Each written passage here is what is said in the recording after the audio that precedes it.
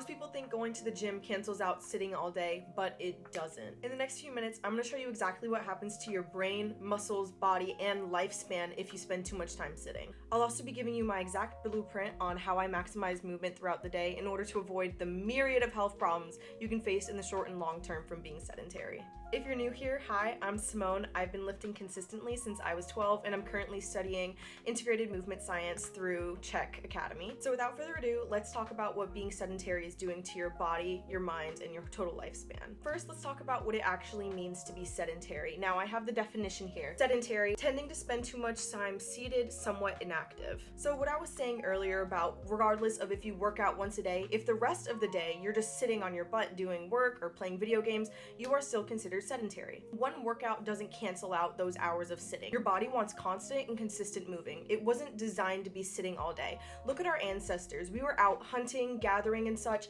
We are not designed as humans in our biology to be sitting multiple hours a day. And maybe it's a little hypocritical because I am here sitting right now, but if I were to be filming on my walking pad, I'm sure the noise would be annoying you guys a little bit. When you're sitting for multiple hours at a time, your muscles almost turn off, which isn't exactly good for your metabolism or your blood sugar. Sitting for hours is going to slow your circulation, especially in your legs, which is going to leave you feeling slow and sluggish. And I'd like to emphasize on the difference between movement and exercise. Exercise is going to be dedicated time you spend to moving your body, but movement throughout the day, meaning not sedentary, that's going to be the little things. That's taking the little walk in between your breaks at work. That's going to be taking the stairs instead of the elevator. That's going to be choosing to do 10 push-ups during your break instead of playing video games. Going to the gym builds strength, but doing movement throughout the day is what keeps your body functioning well. Your joints also do not like being in the same position for multiple hours at a time. They're going to tighten, your muscles are going to get shorter and tighter, and overall, you're going to be popping more, which is not fun. It's not the 4th of July anymore, guys. I don't want to hear your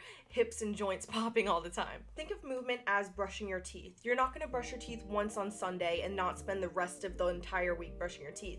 Same goes. You're not just going to spend 1 hour moving and then the rest of the day be seated. One workout doesn't replace moving throughout the day. And I'm not saying that the gym is pointless. The gym is probably one of the best places you can go for your health. I'm just saying you can't use it as an excuse to not move for the rest of the 10 hours of the day. The healthiest lifestyle is lifting weights and finding ways to move consistently and constantly throughout the day. So my first point on why being sedentary isn't going to be the best for your brain or your body is that your brain literally shrinks when you're sedentary. A 7-year study was conducted and it highlighted that a high amount of daily sitting can threaten your brain health even if you exercise daily. And with the brain shrinking, that also contributes to cognitive decline with worse memory, diminished naming abilities, and slower processing speeds. And what I was saying about exercise earlier, yeah, maybe you exercise for an hour a day, but if you're sitting with the other 8 hours of the day, then when you do exercise, your body's gonna be tighter. You're not gonna be able to perform as well during your exercise. Moving your body isn't just a pill that you take once a day. It's a lifestyle. It's something you need to be doing consistently for your health. Another source I found about how sitting affects your brain is that a JAMA study found that 10 hours a day of sitting raises dementia risk, with a 12-hour duration increasing the risk by 50%, and 15 hours a day sitting nearly triples it. And this is so easily avoidable, guys. A 15-minute walk in between your breaks at work, doing 10 squats during your lunch break, installing a walking pad in your room so you can walk while watching Netflix instead of sitting.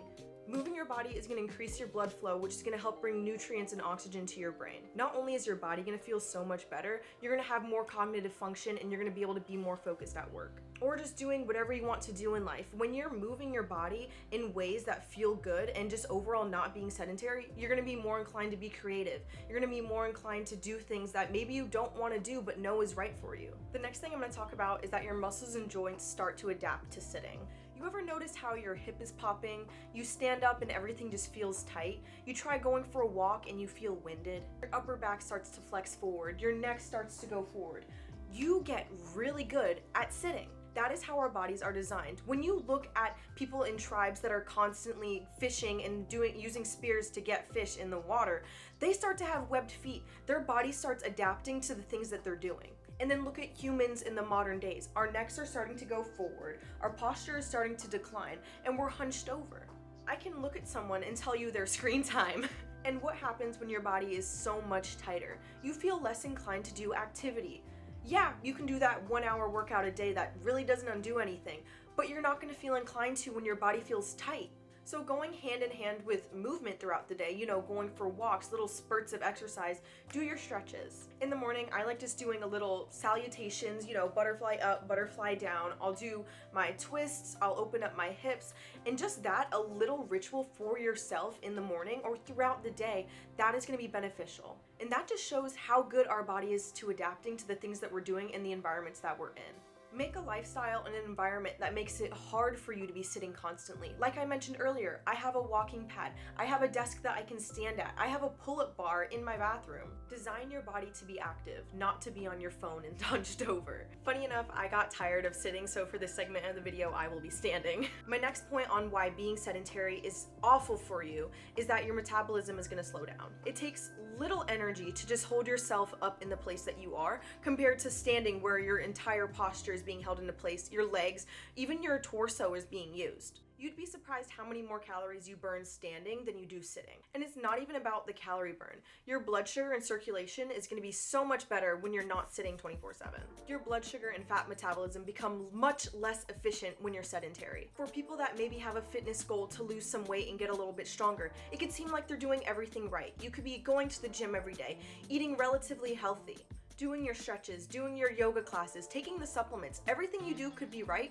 but if you're sitting for the majority of the day, that can be detrimental. An extra 10,000 steps a day is gonna burn 500 more calories. 500 calories times 7 days in a week is gonna be 3,500 calories, which is gonna be 1 pound of fat. If your goal is to lose fat, then walking and not being sedentary is one of the easiest ways that you can bring in more progress. My next point is that being sedentary literally shortens your lifespan. Just looking at the statistics, people that move less throughout the day are going to be less social and are going outside less. So not only is your life going to be more depressing, being sedentary is shown to shorten your lifespan. Long periods of being sedentary throughout your life is directly linked to chronic diseases and shorter lifespans, especially if you pair it with little physical activity. And that just shows even if you do work out, it doesn't hurt at all. Actually, it's beneficial to still be moving throughout the day. The goal isn't to never sit again. I mean, look at me right now. I'm on the floor, but it's to be moving throughout the day. My closing point is that us as humans aren't designed to be sitting for multiple hours a day. Look at the lives of people that are in Europe. I'm talking especially Americans here, where our entire environment is designed for driving and sitting. Our jobs are sedentary. Look at people in Europe. They're walking to the grocery store. They're walking to the park. They're being outside and they're in communities that are walkable. Here in America, it's not as easy. So can I blame you for getting only 2,000 steps a day? Humans evolved walking, climbing, running, hunting for their own prey, and now everything is so easily accessible for us, and it's easier than ever. Our bodies function best when we're in motion. Think about water. When it's in a still place for a long amount of time, that's when it starts to get algae and bacteria. Same goes for our bodies. When we're stagnant, we become sicker, we become more tight, and our lives overall become shorter. And it's not supposed to be difficult. It's just getting out of your comfort zone and adapting to new habits. My blueprint on how I stay active throughout the day, I did kind of touch on a little bit in this video, but I have a walking pad, so while I'm doing my editing or watching a show, I can get my steps in. I have my pull-up bar and a little area in my room dedicated to where I do my push-ups and pull-ups. I like to do my morning stretches. I have a little yoga mat I keep in my room, so in the morning I can roll it out and do my 10-minute stretches. In between my appointments at work, I do have a little walking path that I can walk on, but pretend you're in an office building. Go walk to the bathroom and back a couple of times. Do a couple of air squats. And most importantly for me is finding hobbies that involve movement. So whether it's going hiking, going swimming, playing pickleball, when it's something that you genuinely enjoy, it makes movement feel absolutely effortless. The key takeaway isn't that sitting is bad, but you just want to live a life that's full of movement and have a body that can take you places for as long as possible. My goal is to keep doing the things I love for all the years to come. Wouldn't you want to stay strong and limber so you can use the bathroom on your own when you're retired? Lift weights, go for walks, go swimming, stretch every hour. Just keep your body in motion.